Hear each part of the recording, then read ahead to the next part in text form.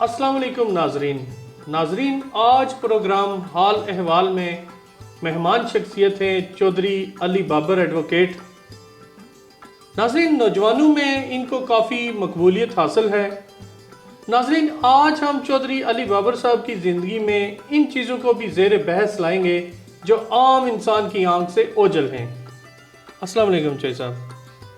جی وعلیکم السلام۔ چوئی صاحب سب سے پہلے آپ اپنے بارے میں ناظرین کو اپنی ابتدائی زندگی کے بارے میں بتائیں، اپنی پیدائش، اپنی تعلیم اور وکالت کے بارے میں۔ سب سے پہلے تو میں ارون بھائی آپ کا دل کی امید گہرائیوں سے شکر گزار ہوں کہ آپ نے میرے جیسے بندے ناچیز کے لیے وقت نکالا۔ ویسے تو میں صحافیوں کی آنکھ سے ہمیشہ محفوظ ہی رہا ہوں، لیکن آپ نے مجھے ڈھونڈ ہی لیا۔ اور سب سے پہلے تو میں یہ بتاتا چلوں کہ میں نے ابتدائی تعلیم جو ہے وہ بمبر سے ہی حاصل کی۔ 7 کلاس تک، نرسری سے لے کر 7 کلاس تک میں سائنس پوزیشن اسکول میں پڑھا۔ 7 سے لے کر 10 تک میں ایف جی عاشق حسین پبلک اسکول میں پڑھا۔ ٹھیک ہے۔ اور 7 سے لے کے 10 تک میں نے ریڈ فاؤنڈیشن کالج سے جو ہے وہ اپنی تعلیم مکمل کی۔ ٹھیک ہے۔ اور جو سیکنڈ ایئر ہے وہ میں نے رحمان ڈگری کالج سے کمپلیٹ کیا، اور اس کے بعد میں فردر اسٹڈیز کے لیے لاہور چلا گیا۔ 2011 میں غالباً میں لاہور گیا، اور یہ سفر جو ہے وہ 2016 تک وہاں پر جاری و ساری رہا۔ 5 سال لگے مجھے LLB کرنے میں، وہ 5 ایئرس پروگرام تھا۔ ٹھیک۔ اور اس کے بعد 2017 میں نے میرپور میں اپنی باقاعدہ وکالت کا آغاز کیا۔ ٹھیک۔ اور 2018 میں نے LLM کی ڈگری کا آغاز کیا، جو تقریباً 2020 میں جا کے کمپلیٹ ہوئی۔ وہ 2 سال کا پروگرام تھا۔ اور اس کے بعد 2019 میں ہی میں نے جو اپنی وکالت ہے اس کا جو محور ہے وہ بمبر کو بنایا، اور آج کل میں بمبر میں وکالت کر رہا ہوں جو جاری و ساری ہے۔ ٹھیک ہے چوئی صاحب، آپ اپنے جو تعلیمی ادوار میں ایک لائق اسٹوڈنٹ تھے؟ نہیں، میں بالکل لائق اسٹوڈنٹ نہیں تھا۔ میں ایک ایوریج اسٹوڈنٹ تھا، اور میرا زیادہ تر جو لگاؤ تھا وہ بچپن سے ہی ادب کے ساتھ تھا، اخباروں کے ساتھ تھا، پڑھنے کے ساتھ تھا۔ لیکن میں جو اسکولنگ ہے، اسکولنگ کی طرف میں نے اس طرح ایسا جو جس طرح مجھے توجہ دینی چاہیے تھی ٹھیک ہے ویسے میں توجہ نہ دے سکتا۔ ٹھیک ہے چوئی صاحب، جو لوگ آپ کو جانتے ہیں وہ تو سمجھتے ہیں، لیکن عموماً لوگ آپ کی کم گوئی اور خاموش تباہ ہونے کو مغروری کا نام بھی دیتے ہیں۔ آپ کے اس سوال سے مجھے ایک شعر یاد آ گیا ارون بھائی کے، وہ اکثر میں نے سنا ہے فیس بک پہ بھی۔ جی۔ غیروں سے کہا آپ نے، غیروں سے سنا آپ نے، کچھ ہم سے کہا ہوتا، کچھ ہم سے سنا ہوتا۔ ٹھیک۔ اصل میں بچپن سے ہم سنتے آ رہے ہیں، وہ ایک بڑا انگلش کا محاورہ ہے کہ first expression is the last expression.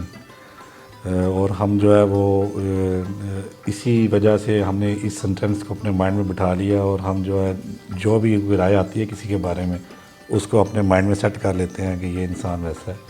ویسا کچھ نہیں ہے۔ میں سمجھتا ہوں کہ زیادہ بولنا جو ہے وہ بیزار لوگوں کی عادت ہے، اس لیے میں زیادہ بولنا جو ہے وہ پسند نہیں کرتا۔ میں بہت کم بولتا ہوں، جس وجہ سے ہمیشہ میرے گھر والوں کو بھی میرے سے شکایت رہتی ہے، میرے دوستوں کو بھی میرے سے شکایت رہتی ہے۔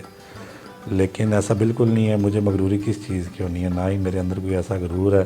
میں ایک عام سا فقیر ہوں جو ہے نا، اور میرے دوست نہ ہی میرے دوست امیر ہیں۔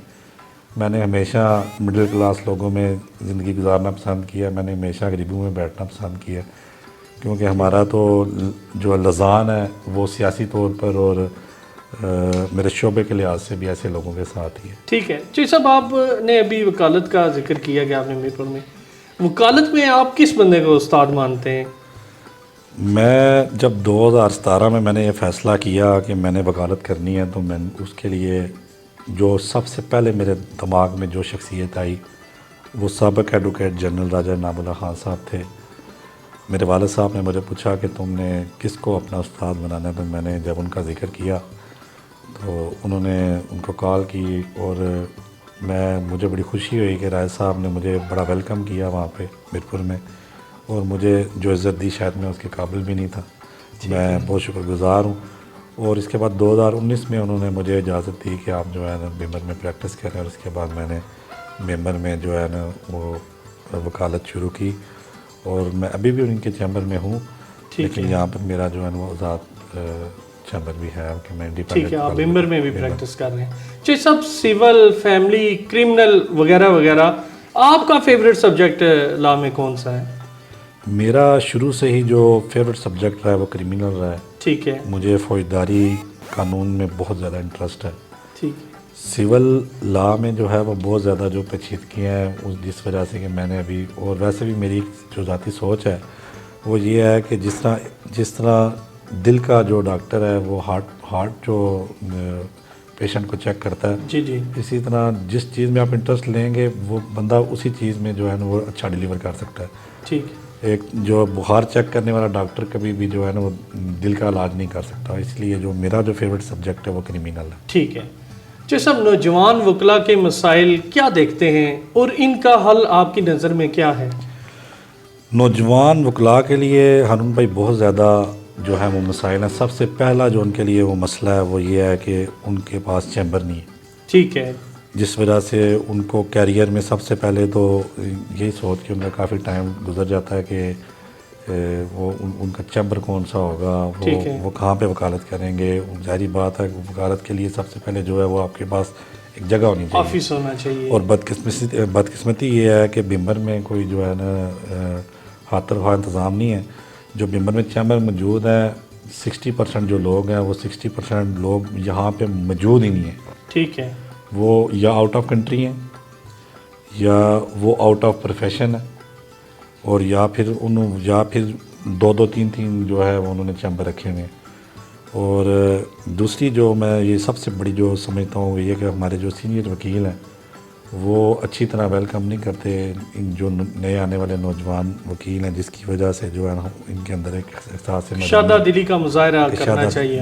نہیں کرتے یہ ہمیں گلہ ہے ان سے. ٹھیک ہے. جی صاحب، ڈھیروں سائلین انصاف کی چوکھٹ پر ماتھا رگڑتے نظر آتے ہیں، انصاف ملنے میں اتنی تاخیر کیوں ہے؟ یہ بہت ہی بنیادی سوال آپ نے کیا ہے. انصاف فراہم کرنے میں جو سب سے جو بنیادی کردار ہے یا وکیل کا ہوتا ہے یا اس کے کلائنٹ کا ہوتا ہے. ٹھیک ہے. کلائنٹ کو چاہیے کہ ہمیشہ وکیل کے ساتھ سچ بولے اور انصاف کرے اپنے ساتھ بھی اور وکیل کے ساتھ بھی.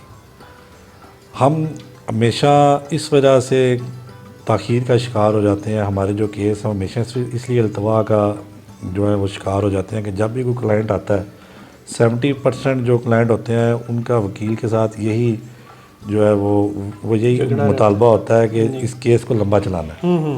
اور بدقسمتی سے ہمارے قانون میں اتنی سپیس ہے کہ ہم اس کو جتنا بھی لمبا کرنا چاہیں گنجائش ہے کہ وہ کر سکتے ہیں.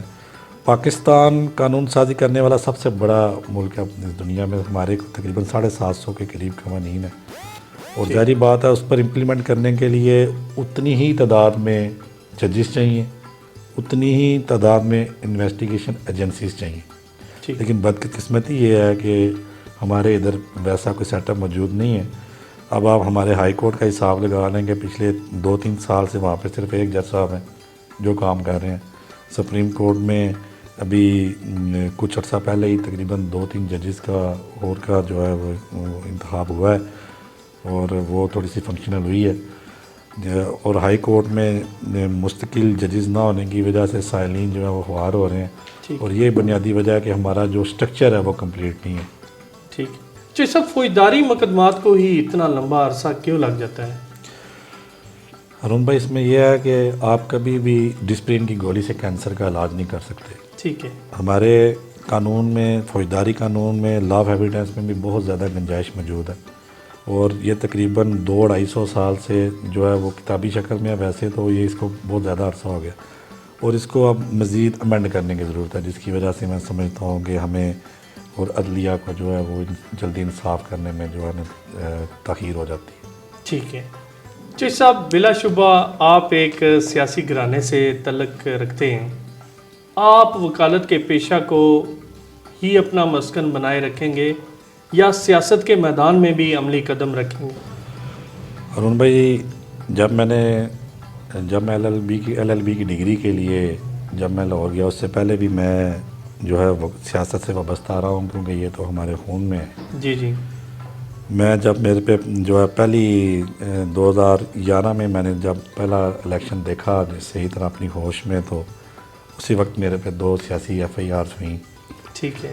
اس کی بنیاد تو اسی دن بن گئی تھی اور ہم نے کھمبوں پہ چڑھ کے فلیکس بھی لگائے، جو ہے اس کے بعد ایڈورٹائزمنٹ بھی کی، بہت محنت کی. لیکن میں یہ سمجھتا ہوں کہ ابھی وہ وقت نہیں آیا کہ میں باقاعدہ طور پر اس کا حصہ بنوں، جس کی سب سے بڑی وجہ ابھی تک بلدیاتی انتخاب کا نہ ہونا ہے. ٹھیک ہے.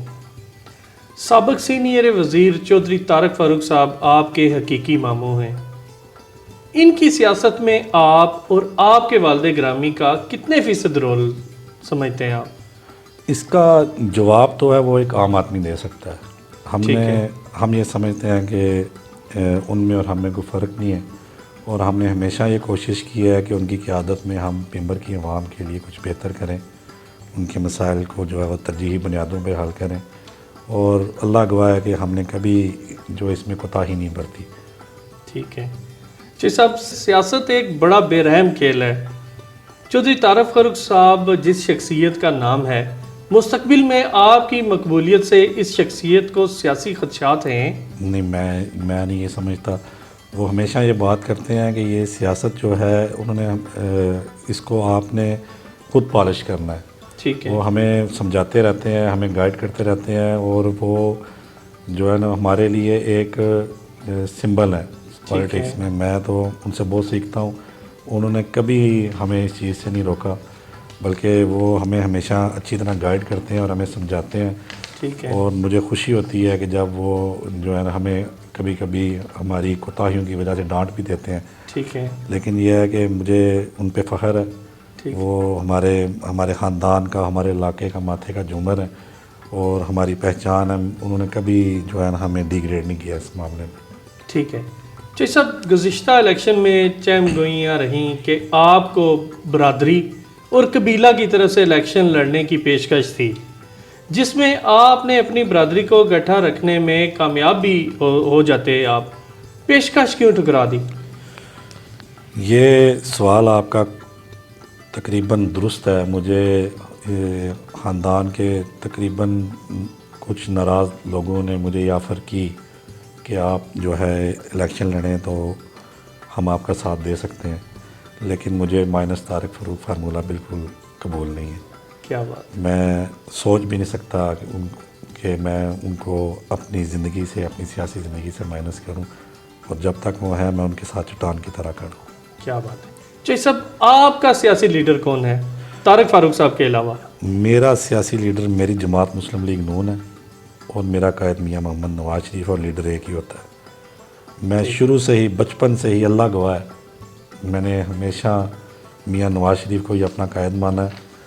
اور یہ میرے دوست بھی جانتے ہیں کہ میں نے کبھی بھی جو ہے مسلم لیگ نون کے علاوہ کسی جماعت کو نہ سپورٹ کبھی کی ہے، اور نہ ہی میں کبھی تصور کر سکتا ہوں. ٹھیک ہے. جی صاحب، اگر میں شخصیات کے بارے میں آپ سے ایک لفظی رائے لوں تو آپ کی رائے کیا ہوگی؟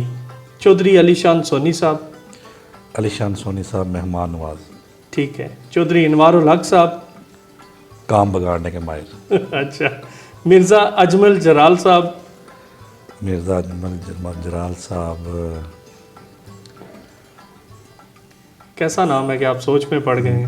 میں اصل میں ان کی بہت عزت کرتا ہوں. ٹھیک ہے. اس لیے میں ان کے بارے میں کوئی کمنٹ نہیں کرنا چاہتا. اس کا مطلب ہے جو پہلے شخصیات میں نے نام لیے آپ ان کی عزت نہیں کرتے؟ ان کی بھی میں عزت کرتا ہوں، لیکن جو ان کے بارے میں میرے ذہن میں خیال آ رہا ہے اس کو میں آپ کیمرے کے سامنے نہیں لانا چاہتے. ٹھیک ہے. انیس کشمیری صاحب. وہ بہت اچھے انسان ہیں. میں ان سے ملا نہیں ہوں، لیکن میں نے ان کے بارے میں جو جتنا سنا ہے وہ بہت گریٹ انسان ہے، اور میں اشتیاق رکھتا ہوں ان سے ملاقات کر. ٹھیک ہے. احسان الحق صاحب. وہ امیچور ہیں، ان کو غیر سیاسی ہیں، ان کو سیاست کی سمجھ نہیں ہے ابھی. ٹھیک ہو گیا. جی صاحب، آپ کو ادب سے شغف ہے تو میں ادبی شخصیات کا بھی نام لوں گا. پروفیسر نعیم صاحب. پروفیسر نعیم صاحب ارون بھائی وہ گڈ ایڈمنسٹریٹر ہیں. ٹھیک ہے. پروفیسر نذیر احمد تشنا صاحب. استادوں کے استاد. کیا بات ہے، کیا بات ہے. آخری شخصیت کے بارے میں آپ مجھے بتائیں. چودھری عارف سرفراز صاحب.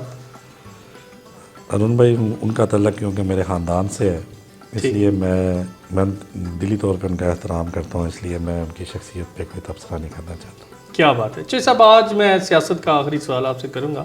بمبر میں تعمیر و ترقی کے بعد الیکشن میں شکست کی کیا وجہ بنی؟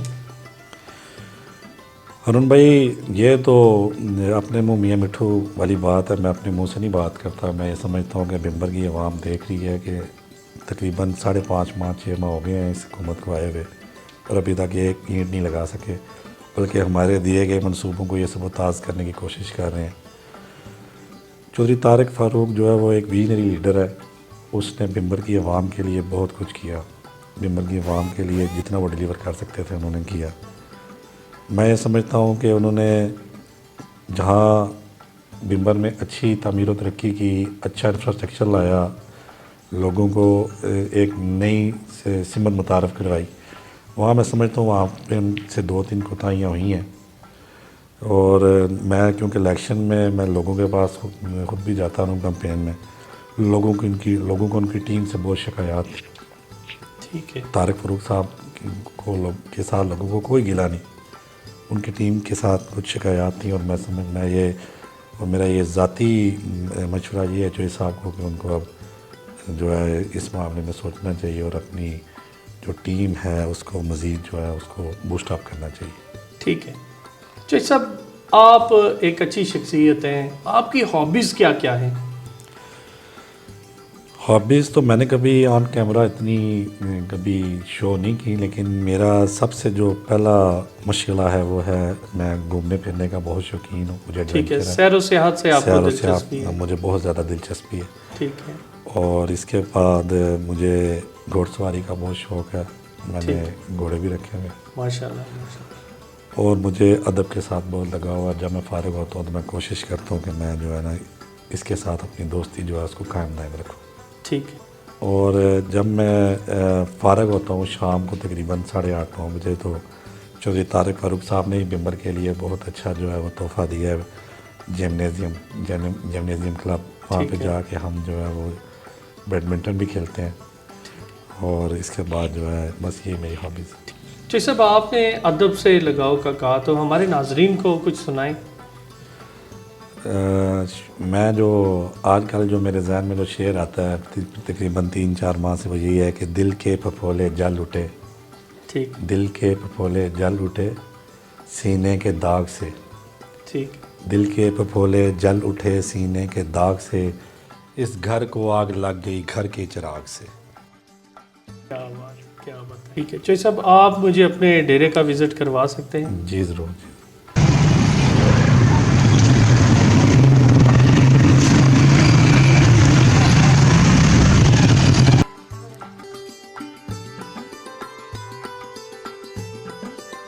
اوقات میں اکثر جب بھی مجھے وقت ملتا ہے تو میں اپنے ڈیرے پہ جاتا ہوں، وہاں پہ میں وقت زیادہ تر گزارتا ہوں، اور مجھے اچھا لگتا ہے کہ جب میں یہاں پہ اپنے ڈیرے پہ آتا ہوں اور یہاں پر میں